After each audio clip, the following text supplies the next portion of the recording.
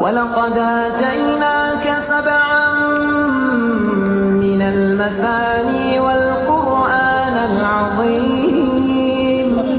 لا تمدن عينيك إلى ما متعنا به أزواجا منهم ولا تحزن عليهم واخفض جناحك للمؤمنين وقل إني أنا النذير المبين كما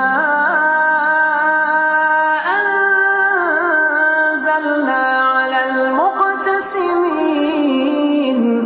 الذين جعلوا القرآن عضين فوربك لنسألنهم